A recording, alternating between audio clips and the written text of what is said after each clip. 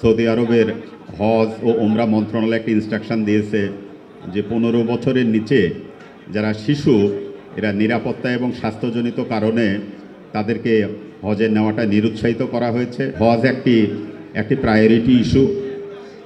মুসলিম দেশসমূহের তত্ত্বাবধান ও ব্যবস্থাপনায় এটি পরিচালিত হয়, তবে নীতি নির্ধারণী বিষয় সহ সার্বিক বিষয়ে সৌদি আরব একটি মুখ্য ভূমিকা পালন করে থাকে।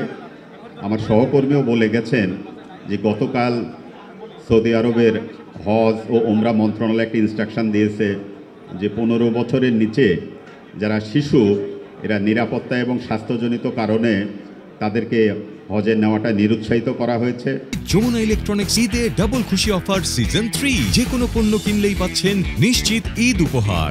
তো রিপ্লেসমেন্ট হিসেবে আমরা হজ যাত্রী আমরা নিতে পারবো। গত 4 তারিখও আমরা মিটিং করলাম, অনেকগুলো বিষয় এখন অসম্পূর্ণ আছে। বাড়ি ভাড়া বলেন, তারপরে ফ্লাইট শিডিউল, এখানে সিভিল এভিয়েশন অথরিটি ও বাংলাদেশের প্রতিনিধি আছেন, আপনারাও দেখবেন এখনও আমরা ঢাকা মদিনা ঢাকা এই রুটের ফ্লাইট শিডিউল এখনও চূড়ান্ত হয় নাই। তো এই জিনিসটাও একটু আপনারা কাইন্ডলি দেখবেন। কয়েকটা বিষয় যেটা রেজ করেছেন যে লিড এজেন্সি এবং আপনার সমন্বয়কারী এজেন্সি যেগুলো আছে এই দায়িত্বগুলো আমরা সুনির্দিষ্টভাবে অ্যাসাইন করব। এককভাবে আমরা শুধু লিড এজেন্সিকে রেসপন্সিবল করব না। হজ হলে এটা একটা টিম ওয়ার্ক, আমরা সম্মিলিতভাবেই আমরা কাজটা করব। তারপরে আপনাদের যে ভিসার কথা বলেছেন, সমন্বয়কারী এজেন্সির যে ভিসার কথা বলেছেন, এটাও এটা সৌদি এম্বাসিকে আমরা লিখব। তারপরে আপনার যারা নিবন্ধিত হজ যাত্রী আছেন টাকা এখনও পরিশোধ করে নাই, ইতিমধ্যে আমরা কিন্তু তাদের বরাবর মোবাইলে মেসেজ দিয়েছি এই টাকা দ্রুত পরিশোধ করার জন্য।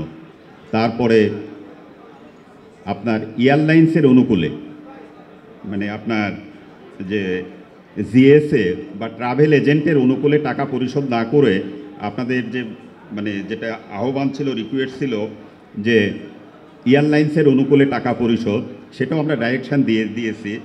তো আমরা সবাই মিলেই আমরা কাজ করব একটা সম্মিলিতভাবে এবং আশাবাদী 2025 সালের যে হজ এটা আমরা সাকসেসফুলি আয়োজন করতে সক্ষম হব।